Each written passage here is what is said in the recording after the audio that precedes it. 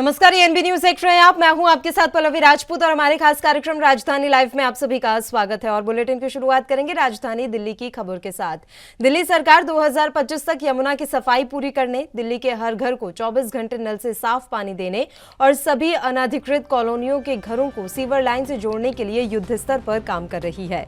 इसी क्रम में उप मुख्यमंत्री मनीष सिसोदिया ने दिल्ली जल बोर्ड को बवाना और मुंडका के कई इलाकों में डिसेंट्रलाइज सीवरेज ट्रीटमेंट प्लांट्स का निर्माण करने, दिल्ली के विभिन्न अनाधिकृत कॉलोनियों और ग्रामीण इलाकों में सीवर लाइन बिछाने और बवाना में 2 MGD waste water treatment plant का निर्माण करने आदि परियोजनाओं को मंजूरी दी।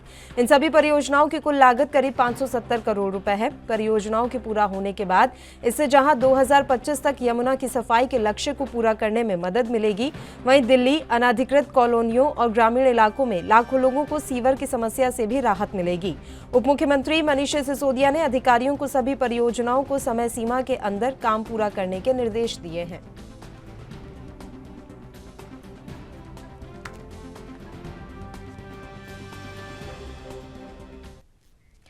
और इस खबर पर तमाम जानकारी देने के लिए राजधानी दिल्ली से हमारे संवाददाता राजीव तिवारी इस समय लाइव जुड़ गए हैं। सीधा उन्हीं का रुख करते हैं। राजीव, हम आपसे पूरी जानकारी चाहेंगे। दिल्ली सरकार यमुना की सफाई को लेकर अब काफी गंभीर नजर आ रही है। लक्ष्य तय कर लिया है कि 2025 तक हर हाल में यमुना को साफ कर देंगे। देखिए, बिल्कुल सही कहा आपने। यहाँ पर बात करें दिल्ली सरकार की, तो दिल्ली सरकार बिल्कुल सफाई के मामले में कहीं ना कहीं बेहतर होने की कोशिश करती नजर आ रही है। और इसी को लेकर यमुना की सफाई को लेकर भी उन्होंने अपना लक्ष्य बना लिया है 2025 तक, यानी कि पूरे यमुना को कहीं ना कहीं साफ करने के लिए कोशिश की जाएगी। और यहाँ तक जिस तरीके से उन्होंने अपना टारगेट रखा है, तो उससे साफ जाहिर है कहीं ना कहीं सीवर लाइन का जो कैसे गंदगी होती थी जो यमुना के अंदर जाती थी, या फिर कहे गंदा पानी उसमें अंदर जाया करता था, उसको लेकर भी अब लगातार कोशिश की जा रही है। और यहाँ तक कि बवाना की बात करें, मुंडका की बात करें, तो ऐसे ग्रामीण इलाकों की बात करें तो वहां पर भी जो सीवर लाइन का काम जो अभी तक रुका पड़ा था उसको भी पूरा करने की कोशिश की जा रही है। और जो नलके को द्वारा यानी पानी की जो घर घर पहुंचाने की बात की जा रही थी, साफ पानी, वो भी पहुंचाने के लिए लगातार कोशिशें की जा रही है। यहाँ पर बात करें डिसेंट्रलाइज ट्रीटमेंट प्लांट की, तो उसको लेकर भी कहीं ना कहीं अब दिल्ली सरकार जो है वो सतर्क होती नजर आ रही है। और यहां तक कि जो ग्रामीण अधिकारी है उनसे भी बातचीत की जा रही है, अधिकारियों से भी मनीष सिसोदिया ने बातचीत की ताकि समय पर ही ये जो ट्रीटमेंट प्लांट है वो पूरा कर लिया जाए। मगर यहाँ पर जिस तरीके से गंदगी के मामले की बात करें, यानी कि सीवर लाइन का जो गंदगी होती है हुआ करती है यहाँ पर, या फिर क्या है ग्रामीण इलाकों के अंदर जहाँ पर सीवर लाइन नहीं बिछाई गई है, उनको लेकर भी कहीं ना कहीं दिल्ली सरकार जो है वो हर तरीके से सतर्क होती नजर आ रही है। और ये भी कहा जा रहा है कि समय पर इस टारगेट को पूरा किया जाए। और जो इसका खर्चा है 570 करोड़ रुपए जो बताया जा रहा है, वो भी कहीं ना कहीं समय से पहले ही किया जाए ताकि खर्चा भी बच सके। मगर दिल्ली सरकार की जो कोशिश है वो देखना होगा कि 2025 तक पूरी हो पाती है या नहीं हो पाती है। जी बिल्कुल। इसके बीच में ये भी बताया जा रहा है कि जो अनधिकृत कॉलोनियां हैं उनमें भी सीवर लाइन बिछाने का काम शुरू किया जाएगा। ये काम अभी चल रहा है या शुरू किया जाएगा? भविष्य के लिए इस तरह का कोई प्रोजेक्ट है? देखिए, बिल्कुल सही कहा आपने। अधिरेंट कॉलोनियों की बात करें जहां पर अभी तक सीवर लाइन जो है वो नहीं पहुंची है या फिर कुछ हद तक पहुंची है, और जो काम रुका हुआ है उसको लेकर भी दिल्ली सरकार के मुख्यमंत्री की उप मुख्यमंत्री की बात करें मनीष सिसोदिया की, वो लगातार कहीं ना कहीं अधिकारियों के संपर्क में है और लगातार बैठकें की जा रही है। ये भी कोशिश की जा रही है कि जो काम रुका हुआ है या फिर यहाँ पर जिन ग्रामीण इलाकों की या फिर कच्चे इलाकों के अंदर सीवर लाइन नहीं बिछाई गई है, वहां पर भी कहीं ना कहीं 2025 से पहले ही इसको पूरा किया जाए। यानी कि हर तरीके से दिल्ली सरकार जो है वो ये कोशिश कर रही है कि आम जनता तक सुविधाएं जो है वो पहुंच सके, और जो 2025 का लक्ष्य उन्होंने यमुना की सफाई को लेकर रखा है वो भी समय पर पूरा हो जाए। तो देखना होगा कि 2025 तक यमुना साफ हो पाती है या नहीं हो पाती है। यो फिर यह कहे सीवर लाइन का जो गंदगी थी या फिर कहे जो गंदा पानी जाया करता था, उसको लेकर भी दिल्ली सरकार जिस तरीके से कोशिश कर रही है वो कितनी कारगर हो पाएगी। मगर यहाँ पर जनता की बात करें या फिर कहे ग्रामीण इलाकों की बात करें जहां पर अभी तक सीवर लाइन नहीं पहुंची है, उन इलाकों के अंदर सीवर लाइन क्यों नहीं पहुंची है, इसका भी अधिकारियों से उन्होंने जवाब मांगा। मगर यहाँ पर जिस तरीके से कोशिश की जा रही है उससे साफ जाहिर है कहीं ना कहीं दिल्ली सरकार जो है वो दिल्ली की जनता तक सुविधाएं जो है वो जल्द से जल्द पहुंचाना चाहती है। जी चलिए, शुक्रिया राजीव, आप हमारे साथ जुड़े तमाम जानकारी देने के लिए। राजधानी लखनऊ की खबर का रुख कर लेते हैं। उत्तर प्रदेश के मुख्यमंत्री योगी आदित्यनाथ आज सुबह 11:45 पर गोरखपुर से लखनऊ पहुंचेंगे। सीएम योगी को आज सुबह विभिन्न बैठकों में शामिल होना है। गृह मंत्री की अध्यक्षता में केंद्रीय कृषि मंत्रालय द्वारा आयोजित natural farming and digital agriculture कार्यक्रम में वीसी के माध्यम से सीएम योगी सहभागिता करेंगे। करेंगे। दोपहर 12 बजे फाइल केडी से सीएम योगी आदित्यनाथ शामिल होंगे। इसके अलावा इंडियन रोड कांग्रेस के 88वें सम्मेलन की तैयारियों को लेकर भी बैठक की जाएगी।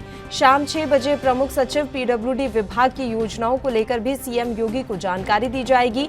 गड्ढा मुक्त सड़क के संबंध में बैठक शाम 7 बजे प्रमुख सचिव पीडब्ल्यूडी के साथ होगी। तो इस तरीके से सीएम योगी आदित्यनाथ को आज पूरे दिन भर अलग अलग बैठकों में शामिल होना है।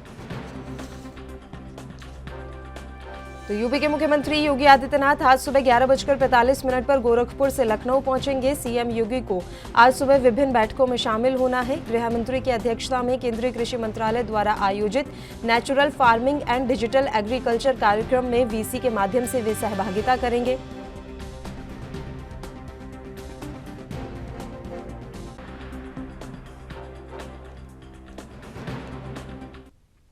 और इस खबर पर तमाम जानकारी देने के लिए लखनऊ से हमारे संवाददाता जितेंद्र चौहान इस समय लाइव जुड़े हुए हैं। जितेंद्र, आपसे पूरी जानकारी चाहेंगे। सीएम योगी आदित्यनाथ का आज पूरे दिन क्या कुछ कार्यक्रम है?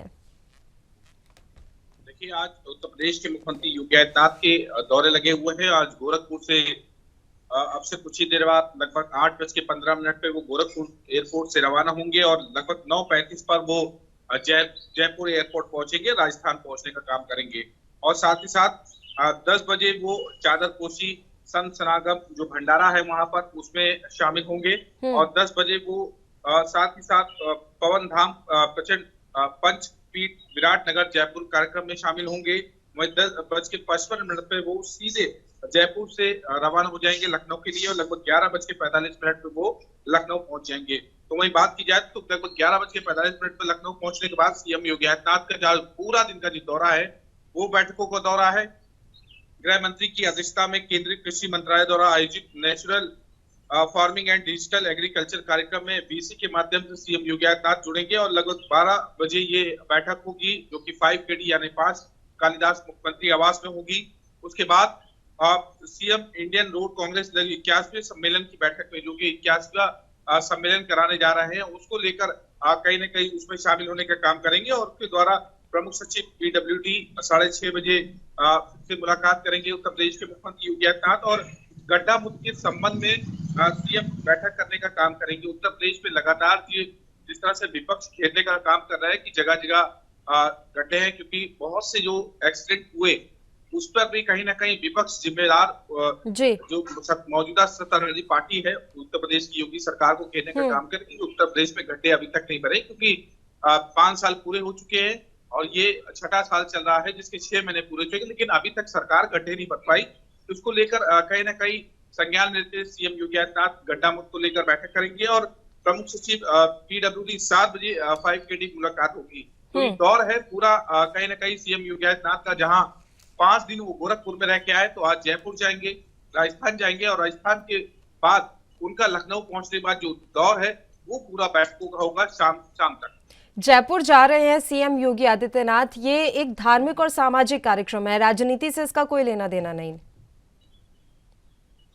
बिल्कुल, क्योंकि ये जो जयपुर जाएंगे सीएम योगी आदित्यनाथ वहाँ चादरपोशी है, संत समागम है। उस संत समागम में सीएम योगी आदित्यनाथ शामिल होंगे। भंडारा रखा गया है उसमें सीएम योगी आदित्यनाथ शामिल होंगे। तो वहीं पावन धाम है पंच खंडपीठ विराटनगर में जयपुर में, उसमें सीएम योगी आदित्यनाथ जो जयपुर राजस्थान का दौरा है वो जरूर कहा जा सकता है कि संतों का कार्यक्रम है, संत समागम रखा गया है, उसमें सीएम योगी आदित्यनाथ शामिल होंगे। उसके बाद लखनऊ पहुंचेंगे। जो जिम्मेदारी है उत्तर प्रदेश के मुखिया होने के नाते तमाम जो संबंध में जो बैठकें करेंगे उसमें तमाम अधिकारी रहेंगे, वीसी के माध्यम से जुड़ेंगे। तो ऐसे तमाम कार्यक्रम है, देर शाम तक सीएम योगी आदित्यनाथ इसमें शामिल। चलिए, शुक्रिया जितेंद्र, आप हमारे साथ जुड़े तमाम जानकारी देने के लिए। खबरों में आगे बढ़ते हैं और राजधानी रायपुर की खबर का रुख करेंगे।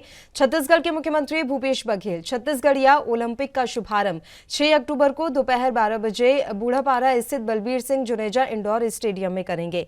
कार्यक्रम खेल एवं युवा कल्याण मंत्री उमेश पटेल की अध्यक्षता में होगा। छत्तीसगढ़िया ओलंपिक में 14 प्रकार के पारंपरिक खेलों को शामिल किया गया है। पारंपरिक खेलों की यह प्रतियोगिता गांव से लेकर राज्य स्तर तक 6 स्तरों पर होगी। मुख्यमंत्री भूपेश बघेल की पहल पर छत्तीसगढ़ के पारंपरिक खेलों को भी तवज्जो देने और लोगों में खेल के प्रति जागरूकता लाने के लिए शुरू किए गए छत्तीसगढ़िया ओलंपिक के आयोजन से ग्रामीण अंचलों का खेल अब गांवों से निकलकर शहरों तक पहुंचेगा। छत्तीसगढ़िया ओलंपिक की शुरुआत राजीव युवा मितान क्लब स्तर से शुरू होगी। इसके बाद जोन स्तर, फिर विकास खंड, नगरीय क्लस्टर स्तर, जिला संभाग, अंतिम में राज्य स्तर खेल प्रतियोगिताएं आयोजित की जाएंगी।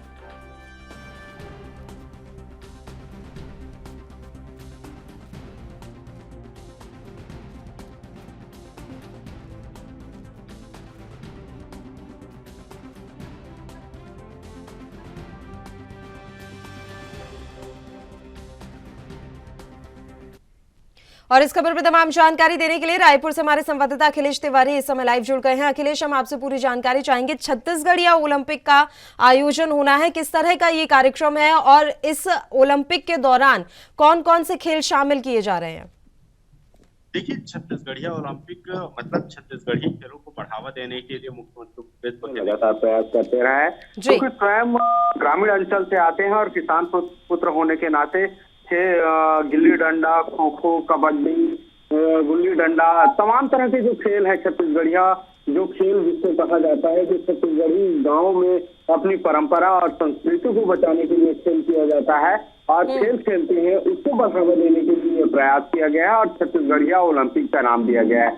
इसमें युवा क्लब जो है छत्तीसगढ़ से जो कांग्रेस युवा क्लब के जो साथी हैं उनको लेकर के शामिल किया जा रहा है। उनके तत्वाधान में उनको ग्रामीण अंचलों में पहले प्रोत्साहित किया जाएगा। उनको प्रोत्साहित करने के बाद जो विजेता घोषित होंगे उनको लेकर के सीधा रायपुर पहुंचा जाएगा और रायपुर पहुंच करके उनको काफी जो एक पट्टी होनी चाहिए उस दायरे में लेकर के जाया जाएगा और जो विजेता होंगे उनको प्रोत्साहित किया जाएगा। इसके अलावा खास बात यह है कि जो बच्चे हैं और बुजुर्ग हैं, बच्चों से लेकर के बुजुर्ग तक की ये जो खेल की परंपरा है उसको निभाने की जो कवायद है वो निश्चित तौर पे देखने को मिल रहे हैं और लगभग इसमें हर एक ग्रामीण अंचल के जो लोग हैं वो काफी उत्साह के साथ में भाग लेते नजर आ रहे हैं। जी, कितने खेलों को इसमें शामिल किया गया है और कब से कब तक इसका आयोजन होना है? आज शुभारंभ कौन कर रहा है इस प्रतियोगिता का?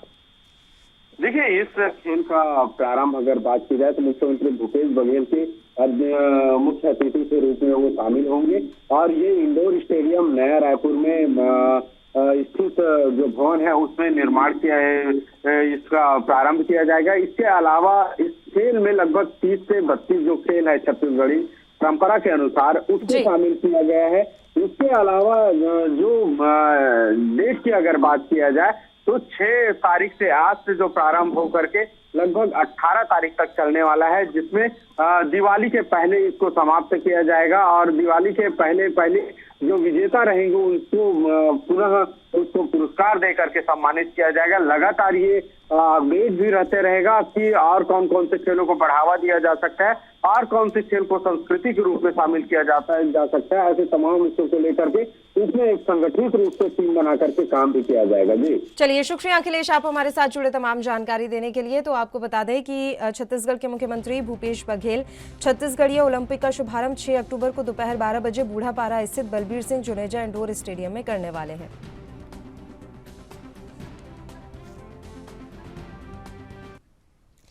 राजधानी चंडीगढ़ की खबर का रुख कर लेते हैं। संयुक्त किसान मोर्चा की आज महत्वपूर्ण बैठक है। सुबह 11 बजे पंजाब भवन में ये बैठक शुरू होगी। वहीं 7 तारीख को उग्राहा ग्रुप के साथ मुख्यमंत्री पंजाब भवन में बैठक करेंगे। इसके अलावा हम आपको यहां जानकारी दे दें कि एक बार फिर तमाम किसान संगठन न्यूनतम समर्थन मूल्य को लेकर केंद्र सरकार पर दबाव बनाने की तैयारी में है। इसके तहत 200 किसान संगठनों के नेता 7, 8 और 9 अक्टूबर को दिल्ली में बैठक करेंगे। यह मोर्चा वीएम सिंह के नेतृत्व में खोला जा रहा है, जो कि संयुक्त किसान मोर्चे से अलग है। इन 3 दिनों में आउटर दिल्ली के एक गांव पंजाब खोड़ में किसान यह हल्ला बोल करेंगे। इस दौरान किसानों की कोशिश रहेगी कि देश भर के अलग अलग संगठनों को एक मंच पर लेकर आया जाए। इसे किसानों का शक्ति प्रदर्शन माना जा रहा है। इस दौरान 28 राज्यों के 3000 से ज्यादा किसानों का जमावड़ा आउटर दिल्ली के गाँव में बिना लोगों को परेशान किए सरकार के खिलाफ आवाज उठाएंगे। हालांकि जरूरत पड़ने पर वह अगला कदम भी उठा सकते हैं, जो विरोध के दौरान ही बताया जाएगा। फिलहाल जो जानकारी मिल रही है उस हिसाब से संयुक्त किसान मोर्चा की आज महत्वपूर्ण बैठक है। सुबह 11 बजे पंजाब भवन में ये बैठक शुरू होगी।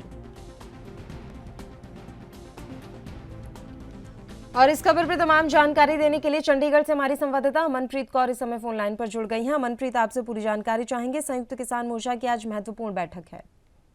देखिए, आज बैठक की गई है अलग अलग मांगों को लेकर, क्योंकि इनकी तरफ से मांग की जा रही थी कि कुछ इनकी डिमांड है जो विधानसभा में रखे उनको पूरा किया जाए, जिसके चलते ही आज अहम बैठक रखी गई। और आपको यहाँ जानकारी बताना चाहेंगे कि पहले मुख्यमंत्री से जो मीटिंग का समय 11 बजे का था वो 3 बजे का कर दिया है। उनका साफ तौर पे कहना है कि पहले वो जितने भी ग्रुप हैं 36 कन्वेंशन सेंटर है उसमें वो अपनी मीटिंग करेंगे 6 बजे, और मीटिंग करने के बाद फिर वो लोग अगली मीटिंग जो अगली मीटिंग है वो फिर 3 बजे मुख्यमंत्री भगवंत मान के साथ करेंगे।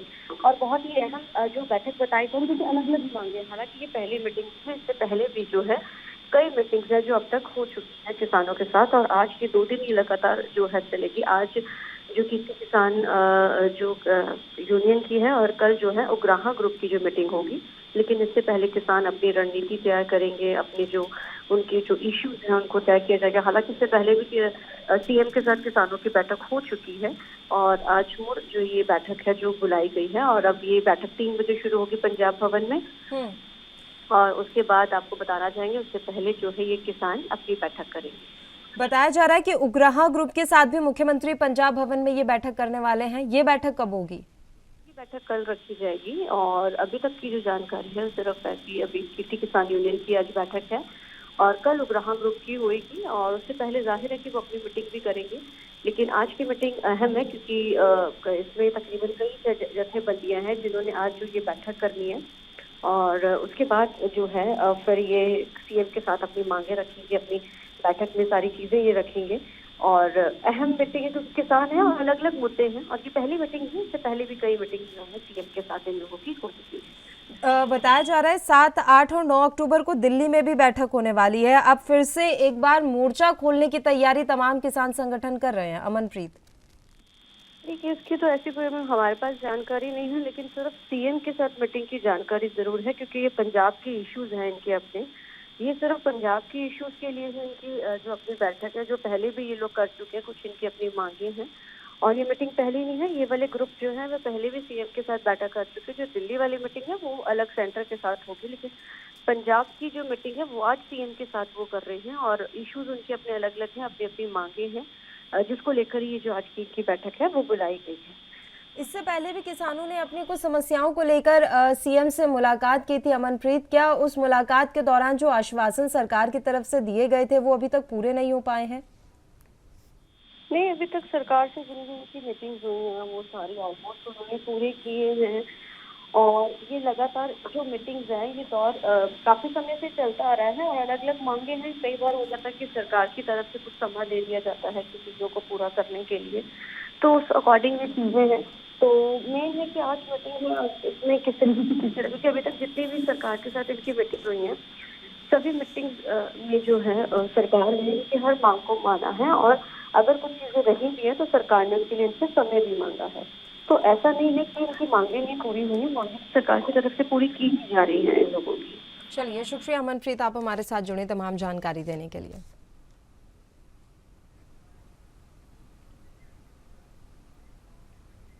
चलिए खबरों में आगे बढ़ते हैं। राजधानी मुंबई की खबर का रुख करेंगे। मुंबई में दशहरे के मौके पर शिवसेना पक्ष प्रमुख उद्धव ठाकरे ने शिवाजी मैदान में शिव तीर्थ पर लाखों शिव सैनिकों की रैली को संबोधित किया, तो वहीं महाराष्ट्र के सीएम एकनाथ शिंदे ने बांद्रा कुर्ला कॉम्प्लेक्स के मैदान में लाखों शिंदे समर्थकों को संबोधित किया। इस दौरान दोनों ने जमकर एक दूसरे के बारे में पोल खोल बातें बताई। ऐसे में उद्धव ठाकरे ने जैसे ही माइक पकड़कर भाषण शुरू किया तो उन्होंने कहा कि मुझे आज भी वो पहली सभा याद है। मैं दिल से कह रहा हूँ, बहुत खुशी हो रही है। कई मुद्दे हैं बात करने को, लेकिन आपको देख समझ नहीं पा रहा कि क्या बोलूं। यह प्यार खरीदा नहीं जा सकता। पहले मैंने सीएम के रूप में आपके सामने सिर झुकाया। मुझे हालांकि आज भी डॉक्टर ने बोलने से मना किया था, लेकिन आप सबके सामने ना बोलूं ये हो ही नहीं सकता। जब शिवसेना के गद्दारों ने गद्दारी की, वे कई दाग धो सकते हैं, लेकिन अपने माथे पर लगा गद्दारी का धब्बा नहीं मिटा सकेंगे। मुझे शिवसेना की चिंता नहीं थी, उनकी थी कि उनका क्या होगा। हम पर तो बाला साहिब का आशीर्वाद है, यहाँ कोई भाड़े से नहीं लाया गया है। यही ठाकरे परिवार की कमाई है।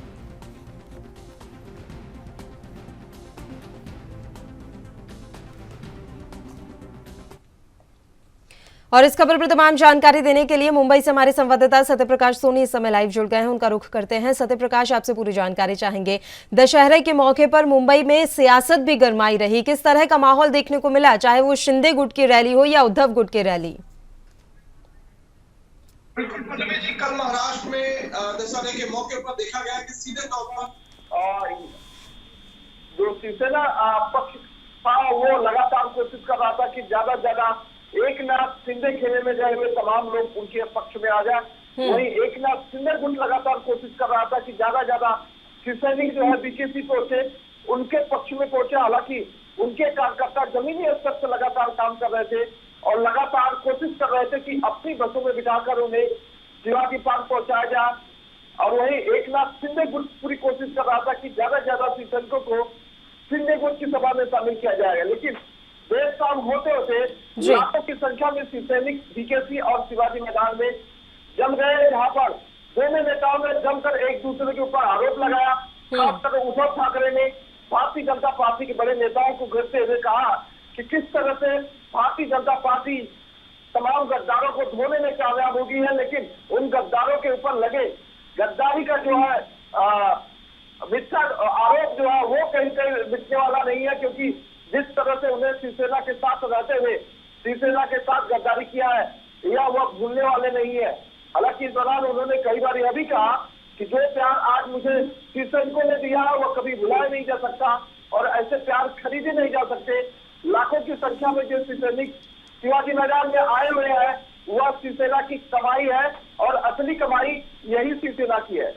अब आपसे ये हम जानना चाहेंगे कि किसकी रैली में ज्यादा भीड़ देखने को मिली इस समय, सत्यप्रकाश? क्योंकि एक तरीके से शक्ति प्रदर्शन ही था, तो ये भीड़ ही बताएगी कि कौन सी असली शिवसेना है या शिव सैनिक किसके ज्यादा समर्थन में है।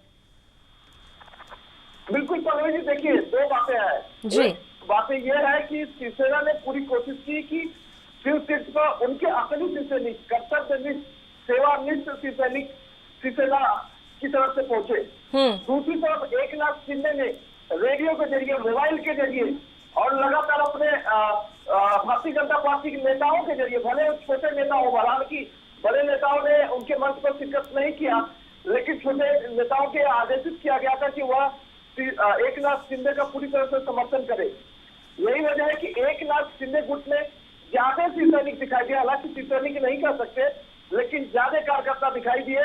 लेकिन उद्धव ठाकरे की रैली में भी लाखों की संख्या में शिवसैनिक आए हुए थे। तो ऐसे में कहना बेहद मुश्किल होगा कि किसका प्रभाव भारी था, लेकिन ये देखा गया कि शिवसेना की तरफ से लगातार लोग जो है पिछले 4 दिनों से शिव तीर्थ पर आने की तैयारी कर रहे थे, पैदल चल के आ रहे थे, बसों की व्यवस्था की गई थी। तो ऐसे में ये कहना मुश्किल होगा पल्लवी जी की सबसे ज्यादा संख्या किसकी थी, ये बिल्कुल मुश्किल बात है, क्योंकि लगातार जो आकलन लगाने वाले थे, एक्सपर्ट लोग थे, उनका भी यही कहना है कि दोनों का अगर पक्ष देखा जाए तो दोनों प्रभावशाली है। लेकिन एकनाथ शिंदे ने जिस तरह से भारतीय जनता पार्टी के कार्यकर्ताओं का साथ लिया है, ऐसे में कहना तो मुश्किल होगा कि शिवसेना ने आखिरकार बाजी मारी है इस बार। ठीक है सत्यप्रकाश, यहाँ सवाल ये भी है कि कितने लोगों को अलग अलग जिलों से लेकर आया गया, या सारे के सारे मुंबई से ही इन रैलियों में पहुंचे हुए थे? और अगर जब लेकर आया गया है तो बड़ी बात यह है कि इसका जितना भी खर्चा हुआ होगा अभी तो उस पर भी सियासत गरमाएगी। बिल्कुल पल्लवी जी, एक सवाल खड़ा किया है विपक्ष ने सीधे तौर पर कहा है कि जिस तरह से एकनाथ शिंदे के कार्यकर्ताओं को लाने के लिए 800 बीएसटी बसेस का इंतजाम किया था, उसके लिए 10 करोड़ रुपए दिए गए हैं, वो भी कैश में दिए गए हैं। तो सवाल ये खड़ा किया गया है कि ये 10 करोड़ किसके थे और कहां से आए थे। अब ऐसे में 10 करोड़ की लेन देन का हिसाब क्या ईडी जांच करेगी, इस पर सवाल खड़ा किया है। यह बिल्कुल सत्य है कि आज से जो है इस पूरे मामले में सियासत गरमाने वाली है, नेताओं के सुर बदलने वाले हैं, क्योंकि लगातार जिस तरह से कहा जा रहा था कि एकनाथ शिंदे ने कार्यकर्ताओं को बुलाने के लिए एरिक चोटी का जोर लगा दिया था, जिसमें भारतीय जनता पार्टी और एकनाथ शिंदे खेमे में गए हुए तमाम बागी विधायकों और सांसदों को भी यह जिम्मेदारी दी गई थी कि ज्यादा से ज्यादा शिवसैनिकों को एकनाथ शिंदे पक्ष में लाया जाए। इसके लिए करोड़ों रुपए खर्च किए गए हैं, करोड़ों के बैनर लगाए गए हैं, करोड़ों की जो है पेट्रोल डीजल उनकी गाड़ियों में डाले गए हैं, यह भी जानकारी है। तो इस पर सवाल जो है विपक्ष जरूर खड़ा कर रहा है। यही वजह है कि आज विपक्ष एक प्रेस कॉन्फ्रेंस भी करने वाला है जिस पर जवाब तलब करेगा। चलिए, शुक्रिया सत्य प्रकाश, आप हमारे साथ जुड़े तमाम जानकारी देने के लिए। खबरों में आगे बढ़ते हैं, राजधानी देहरादून की खबर का रुख करेंगे। उत्तराखंड मौसम विभाग ने एक बार फिर से बारिश के लिए रेड अलर्ट जारी किया है। मौसम विभाग के मुताबिक 6 और 7 अक्टूबर को प्रदेश के कई जिलों में भारी बारिश हो सकती है। वहीं कुमाऊं मंडल के जनपदों में कहीं कहीं गर्जन के साथ आकाशीय बिजली गिरने की संभावना है। जानकारी के मुताबिक 6 अक्टूबर को कुमाऊं मंडल के कई जिलों में कहीं कहीं गर्जन के साथ बिजली चमकने की घटनाएं हो सकती हैं। कई क्षेत्रों में भारी बारिश की भी आशंका है। ऐसे में विभाग ने कुमाऊं मंडल के लिए ऑरेंज अलर्ट जारी किया है। साथ ही कुमाऊं मंडल से सटे गढ़वाल के कुछ इलाकों के लिए भी भारी बारिश का रेड अलर्ट जारी किया गया है। वहीं 7 अक्टूबर को राज्य के रुद्रप्रयाग, टिहरी और उत्तरकाशी जिलों में कहीं कहीं भारी बारिश की संभावना है। जानकारी के मुताबिक 6 अक्टूबर को कुमाऊं मंडल के कई जिलों में कहीं कहीं गर्जन के साथ बिजली चमकने की घटनाएं हो सकती हैं। कई क्षेत्रों में भारी बारिश की आशंका भी है। ऐसे में विभाग ने कुमाऊं मंडल के लिए ऑरेंज अलर्ट जारी किया है। साथ ही कुमाऊं मंडल से सटे गढ़वाल के कुछ इलाकों के लिए भी भारी बारिश का रेड अलर्ट जारी किया गया है।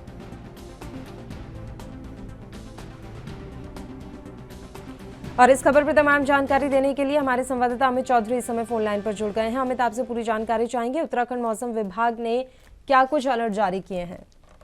बिल्कुल पल्लवी, आपको बता दूं कि आज और कल यानी 6 और 7 अक्टूबर मौसम के लिहाज से कहा जाए तो उत्तराखंड के लिए भारी रह सकते हैं, क्योंकि इन 2 दिनों में कुमाऊं मंडल और गढ़वाल मंडल में ऑरेंज और रेड अलर्ट यहाँ पर जारी किया है मौसम विभाग की तरफ से। और मौसम विभाग ने जानकारी दी है कि आज यानी 6 अक्टूबर को कुमाऊं के कई यहाँ पर जो जिले हैं वहाँ पर लगातार बारिश हो सकती है और इसका असर देखा भी जा रहा है। कल रात कुमाऊं मंडल के अधिकतर पहाड़ी इलाकों में लगातार बारिश का दौर जारी है और हालांकि अभी बारिश थोड़ा धीमी है, लेकिन जिस तरह से मौसम का जो मिजाज है वो देख के लगता है कि आज पूरे दिन यहाँ बारिश हो सकती है। पहाड़ी इलाकों में लगातार यहाँ पर जो बारिश की जो जानकारी वो लगातार मिल रही है और जो अति संवेदनशील एरिया है पहाड़ी इलाकों में वहाँ लगातार मार्ग अवरुद्ध होने की जानकारी मिल रही है। तो पूरी तरीके से कहा जाता है कि आज का दिन कुमाऊं के लिए भारी है। ऑरेंज अलर्ट यहाँ आज घोषित किया गया। वहीं गढ़वाल मंडल के लिए यहाँ पर जो कुमाऊं से सटे हुए इलाके हैं गढ़वाल मंडल के, वहाँ दिक्कतें हैं और वहाँ तेज बारिश हो सकती है। कल भी गढ़वाल मंडल में काफी भारी बारिश की चेतावनी मौसम विभाग ने दी है और यहाँ पर जो लोग हैं उनको कहीं ना कहीं चेताया है कि जो अति आवश्यक कार्य अगर ना हो तो घर से बाहर ना निकले और यात्रा में कहीं ना कहीं सावधानी बरती जाए, क्योंकि लगातार तेज बारिश हो सकती है। उसको लेकर के रेड अलर्ट कल घोषित किया जा चुका है गढ़वाल मंडल में। आज ऑरेंज अलर्ट घोषित है कुमाऊं मंडल में। और लगातार बात की जाए प्रशासन की तो जो एनडीआरएफ की टीम है और जो आपदा प्रबंधन की टीम है वो लगातार नजरें बनाई हुई है उन मार्गों पे जो लगातार अवरुद्ध होते हैं और अगर कोई दिक्कतें होती है तो उसमें जल्द से जल्द कार्रवाई की जाए, उसको लेकर लगातार तैयारी की जा रही है। लेकिन आज मौसम विभाग की तरफ से जो अलर्ट घोषित किया है उसका यहाँ पर जो जानकारी कल से यहाँ पर कहीं ना कहीं बारिश है और उसको देखते हुए यहाँ पर प्रशासन भी अलर्ट और लोगों से अपील की जा रही कि अति आवश्यक कार्य जब तक ना हो तब तक घर से बाहर ना निकले। जी बिल्कुल, आपसे ये भी जानकारी चाहेंगे। ये बताया जा रहा है कि कुछ इलाके ऐसे भी हैं जहां पर बिजली गिरने की भी संभावना है।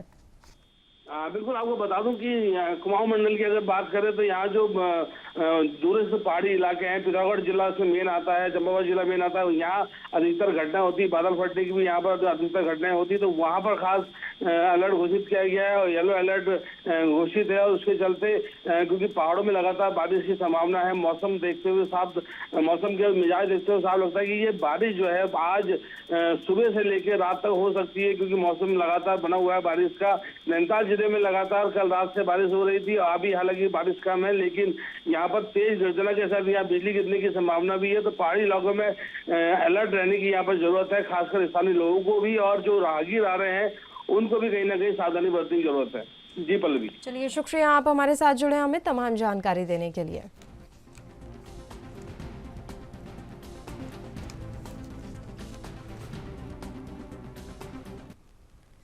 और इसी के साथ राजधानी लाइव में फिलहाल के लिए इतना ही। मुझे दीजिए इजाजत। देश और प्रदेश के तमाम ताजा खबरों के लिए आप बने रहिए हमारे साथ। नमस्कार।